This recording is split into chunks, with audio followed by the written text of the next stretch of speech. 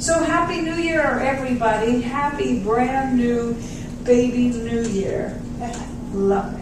I love it. I love everybody's posts on Facebook. I love this idea of a brand new year and this big expanse of time in front of us with so much possibility and newness. I love it. So there's a tradition during the first 4 weeks of each year in many religious science centers and churches to talk about these 4 basic components that are the basis of the whole teaching of the science of mind. And the idea is supposedly that if you're familiar with this 4 parts of the introduction and you read the glossary, you'll know enough to get around. And so what we've done this year is we have planned to speak about each of these in terms of belief, in terms of something which has been brought back to our attention of late, which is the simplicity and the power of belief. And so Aggie just read what's called a recapitulation of this first section called The Thing Itself. And I'm going to be speaking about the thing itself as it pertains to or translates to the power of belief. And that being, what is it that we can believe in? So one of the things that is a precursor to what we can believe in is defining the word belief itself. And I wanted to begin by doing that. Of course, we all know what this is, and yet it's interesting to look at what some of the words are that are used to describe this concept. First of all, belief is a noun, but believe is a verb. Believe means that we put our belief into action.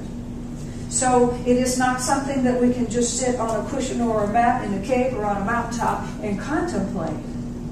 It involves action. That alone, to me, was very attractive and compelling.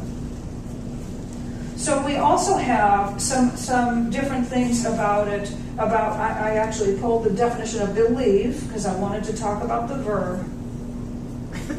It is to accept as true, to feel sure of, to trust, and have confidence in, to have faith, to think or to suppose, to have an idea that, to imagine, to understand, and to dare say. I like that one. To dare say. Of course, the antonym to this word is doubt. And we know that doubt can both be a state of mind and a very icky state of being. And it can also be a way of acting in the world, whereby our doubts are put into motion and they produce all kinds of icky results. So, of course, what we're here to talk about then is the antidote to doubt, which is belief. And if that is the case, then how do we believe? We're talking about today what we can believe in. Now, another precursor to that conversation is a very common one, which is, what can we believe in? What can we believe in? We look outside and we see that everything in the world is constantly changing. And we have people, very wise people, telling us that the only constant is change. That there's nothing else that we can count on but the fact that it's constantly changing. But that's out there. Does anybody remember Dr. Fred Allen Wolfe from What the Bleep Do We Know? He was the guy with the silver hair in front of the fountain or something, and the wind was blowing, so his hair was kind of, remember that. He wrote a great book called From Mind into Matter and taught periodically at the Holmes Institute. So he's a quantum physicist with a very powerful interest in new thought and teaching in that field. And what he said was, there is no out there. Ernest Holmes, our founder, who is one of many people who studied at the turn of the century this power of mental healing, this capacity to heal through thought, through the embodiment of truth, of ideas. He said that everything that we can detect in the outside world, in the external world, with our senses is an effect. So what are we getting at here then if we're talking about what we can believe in? And we live in a world where our common culture says, well, the only thing you can be sure of is that everything's constantly changing, so hang on to your hat. Well, if we shift our perspective and we recognize that everything out there is an effect, that it is a result, that it is an outcome of something. And if we go a little further, listening to our dear Ernest Holmes, and imagine this concept that none of that stuff out there has any power over us. It doesn't have any power in and of itself. We begin to take something back that we have been giving away in our belief that it's all going on. We have no control over it. In fact, it has power over us, and we're at the mercy of externals. And we begin to retrieve some power, and we begin to re-identify or identify what we can believe in.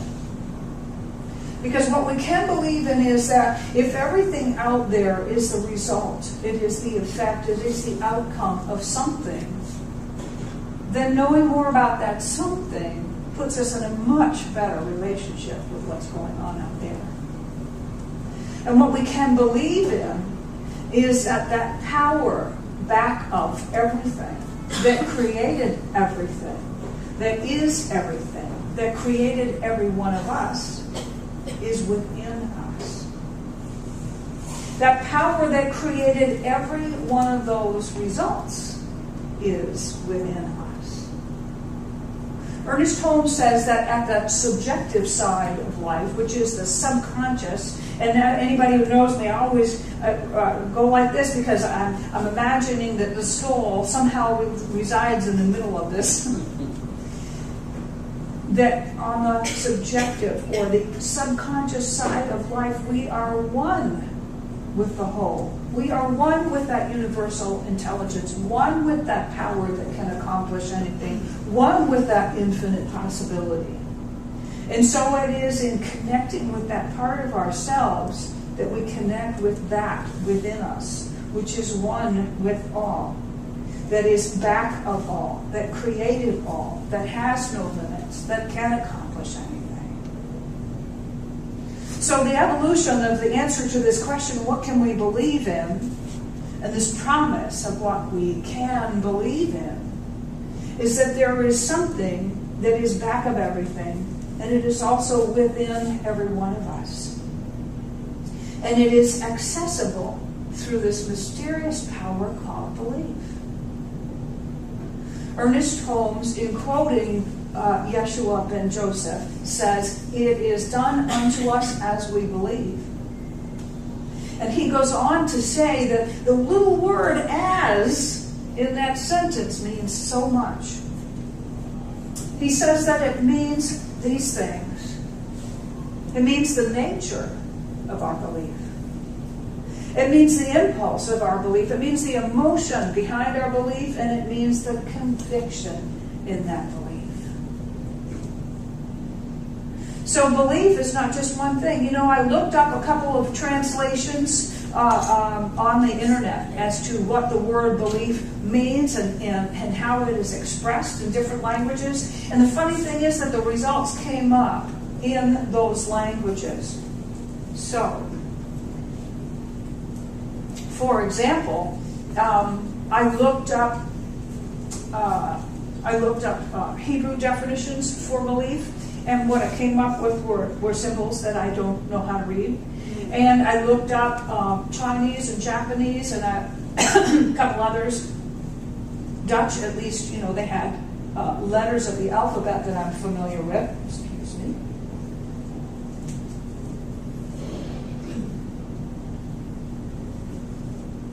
Needless to say, I couldn't read them. And this is what I did notice, though. that in some cultures there are as many as 16 different words for belief. In the Chinese culture, for example. 16. There's one in the Afrikaner language. It says G-L-O, glow. I thought, well, that's kind of neat. Because when we believe, we do glow, don't we? So what we're saying then is that there's something that we can believe in, and it's something that can accomplish anything, and it's something that we're one with in a certain level of our experience. And what that is, I know I already said subjective, and I already said subconscious, but it is a personal experience of the infinite. It is our individualization, as Aggie read, of the divine. And so there's this place where we are told that oneness and that power is, and that is what we can believe in. Now, what we can believe in is that when we understand it, when we explore and begin to understand how it works, that understanding gives us an empowerment. Because in knowing, what happens is that the law of all life, that creates all life, that constantly responds to whatever is impressed upon it and shows up accordingly, becomes the law of our lives. So Ernest Holmes tells us that to the degree that we understand any principle, it will become law in our lives. This principle that we're talking about right now is the mental principle of creation. So we're saying that, yes, there is something that we can believe in, and that is the power of belief because it is creative. Now, there's more about that. And for many of us, it is a review, and yet it is worth reviewing because every day we do what? We get up and we think. We get up and we feel. We get up and we speak our word. We get up and act accordingly. And any time what we're thinking and feeling and speaking and doing is not in alignment with what we often call the highest and best, we get something different out there. The effects, the outcomes, the results, they are less than what they might be because we have this gift. We are free to use our consciousness and to use the creative power of our thought, our belief, whatever way we choose. And we will always precisely get the results which correspond to those things. Always, always, always. And so what we're talking about when we look at what is the power of belief and what can we believe in is really this. It is really that this power is there. It's always operating. It is always present and available in its fullness. It is always responding to us. And so what we want to do is to turn towards it conscious and aware. That's really the only difference. We have been participating in the creative process with our belief. But in the past, we have been participating in terms of saying, yep, I'm going to be late. Yep, it's going to be a bad day. Yes, this is going to be a difficult test to pass. Yes, this is going to be a hard job interview to get. Yes, this is going to be a difficult move, and so on and so on. And now we're realizing that as we're willing to cultivate a belief in something else, then the infinite responds with that instead. Is it instantaneous? Absolutely not. It is an evolution of understanding. And along with that evolution of understanding becomes an evolution of experience, where what we experience shifts according to this belief. And all of us who have been on this path of inquiry and practice for any length of time know that it's not an overnight thing. Sure, one demonstration, or what we sometimes call a manifestation, can be instantaneous. Because in universality, there is no time. Remember in the teachings from Abraham, they say, ask and it is given. And the teaching is that the givenness is instantaneous. What it takes for us to receive that is our work Ernest Holmes said there is no process of healing, there's only a process in healing, and that is the time that it takes to develop that receptivity, that belief. And so in different areas, that may take more or less time for us. And we have ways that we can accelerate it, and yet we are here in this context. And so we really don't want it to happen all at once. It probably would mess up the balance of things if it did. So what we can believe in, however, is that all thought is creative. We can believe and trust in this principle that all thought is creative. And we can believe and trust that there is a power behind everything and within everything that is also within us. It's behind the very essence of who we are. Maybe you've done this in meditation where you close your eyes and you back up and you check into the witnessing consciousness and practice asking yourself, who's watching me meditate? Who's observing me thinking this right now? And so on, until you begin to sort of integrate. And the personality rests for a moment and almost disappears. And you may discover an identity that you only know a little bit. That's who we really are. So what we know is that there is this power. It's in everything, it's in everyone, it's in every one of us, and it responds to us when we turn towards it. Have you had those days where you're just in the zone and you have all of these coincidences, all of these things that seem to be happening in sync, and they feel like delightful surprises? The truth is that when we pray, when we meditate, when we affirm, when we intend, when we declare, and when we do all our stuff, we're not really creating anything. What we are doing is creating a mold for that to take place in our lives. What we are doing is turning towards the infinite and saying, yes, I get it. I get that I'm part of that. I get that it is my reality. And in so doing, we let go of smallness. We let go of the other ideas. So while it may seem on the surface that we pray to something that then responds to us, the truth is it's already here. It always has been. And what we really do is that we make ourselves available. And to the degree that we do that, we feel the wonderful, loving reach back of that presence in our lives.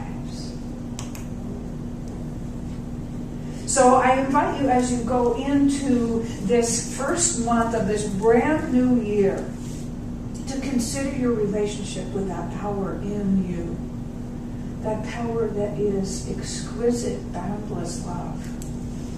That power that always knows instantaneously what is the right choice and direction for you. That power which is this amazing feeling of recognizing that you are a point of awareness within the mind and the heart and the body and the life of God.